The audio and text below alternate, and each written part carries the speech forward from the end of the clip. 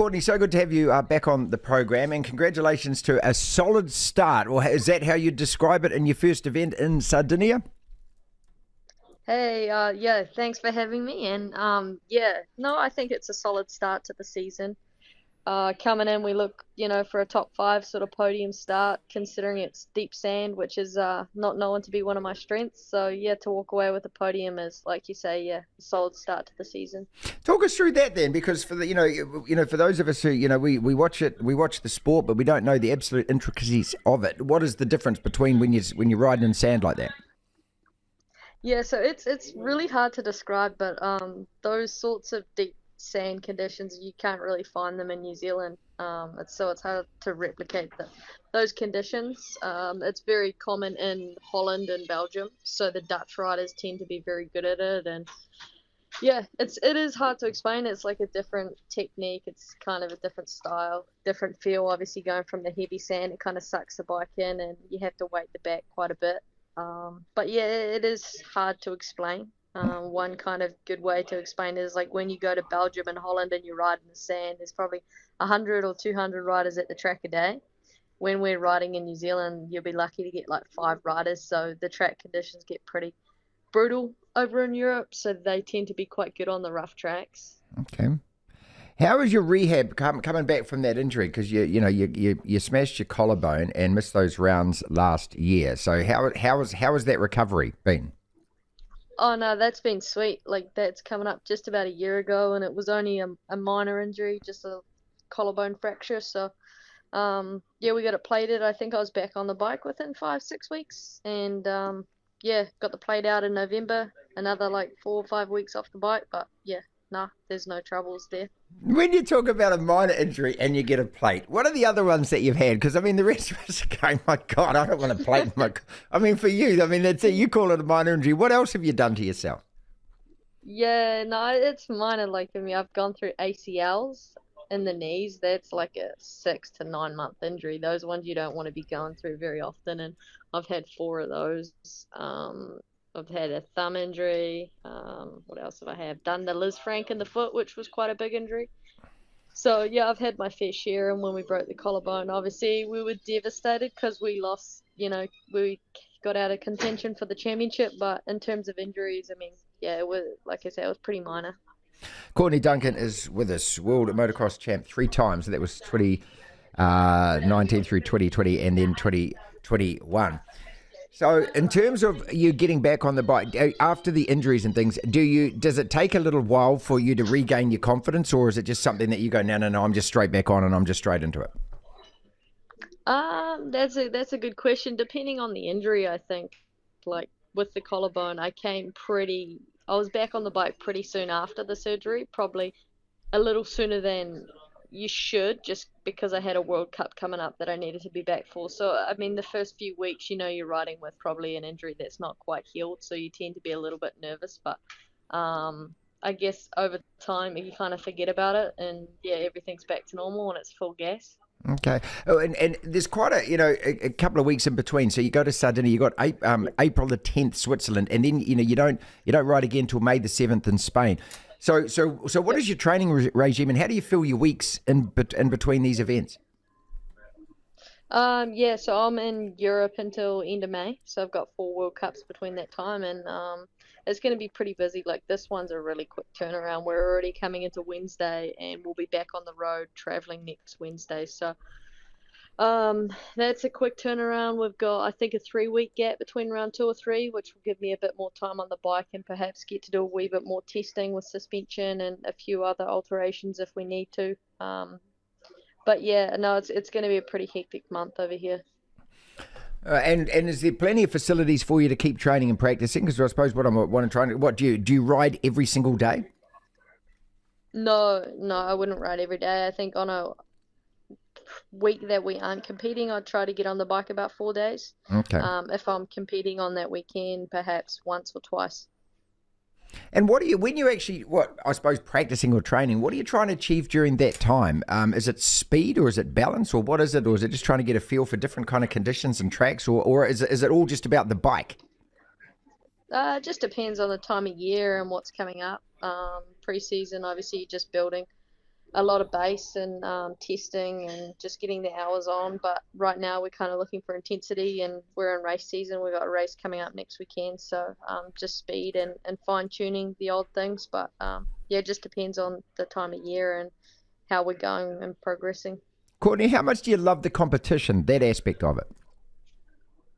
Yeah, that to me is everything. Like, I definitely prefer to go racing on the weekends. If I could race every weekend, that'd be a dream. Right.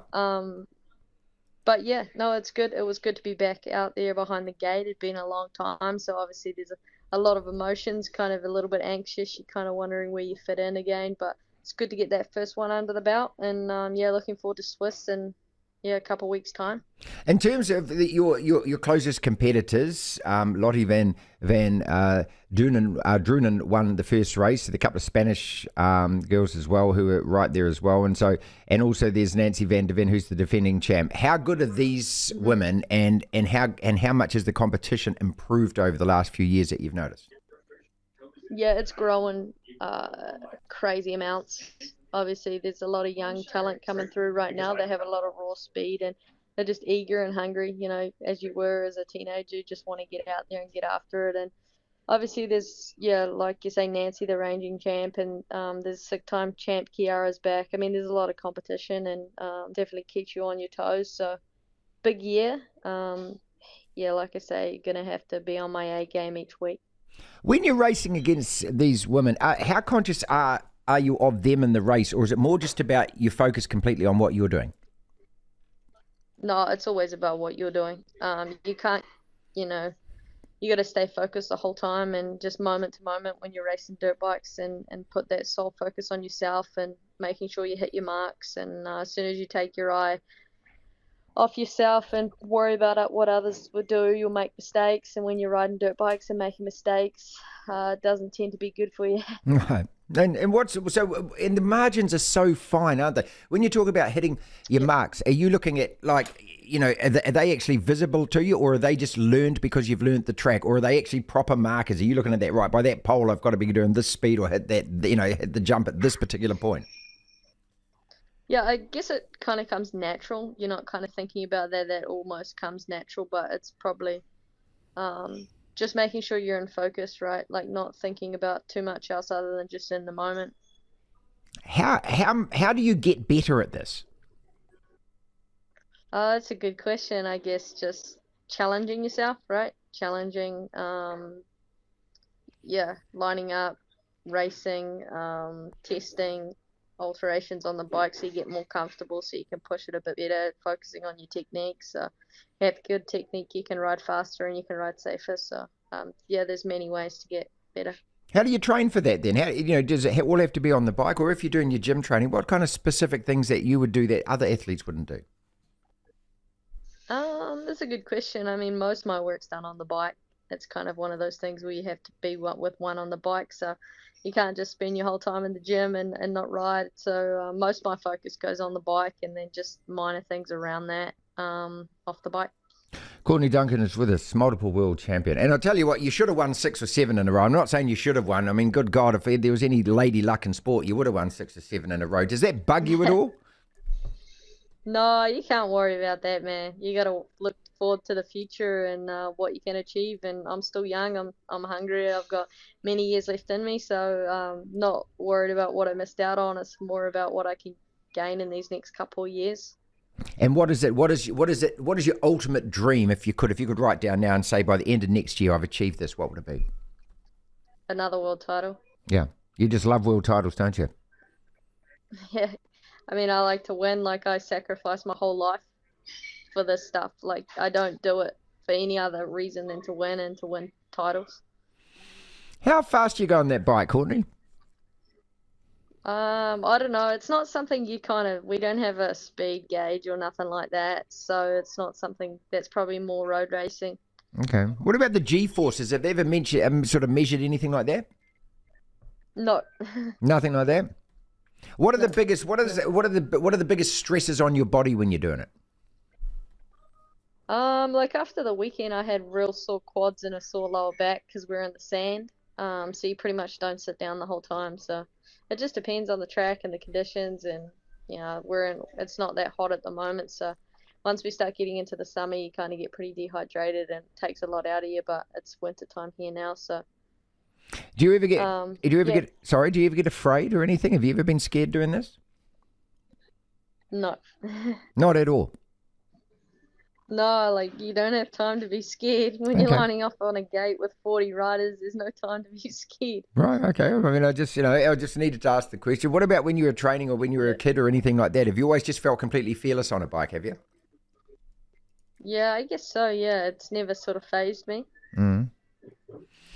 Well, look, this is really exciting. So after September, after this finishes, after May it finishes, then you come back to New Zealand. And what do you do when you get back here? Um, when I come back, Jesus, that's a long time away. I guess I have sponsors kind of engagement things that I'll do. I perhaps get with the fans, do a couple of local races, take a little bit of time off as well for myself, kind of step away for a few weeks and stuff. And yeah, I guess we'll see what time brings. I haven't thought that far ahead yet. That's fine. You're just focused on the next round, which is actually coming up next weekend, isn't it? So the weekend after this. So yeah, all the very best for that. Congratulations on the third place finish. You've got to be happy with that to start with, as we started the conversation saying, a good solid start. Yep. Yep. No, I appreciate it. Thank you for the support. Awesome.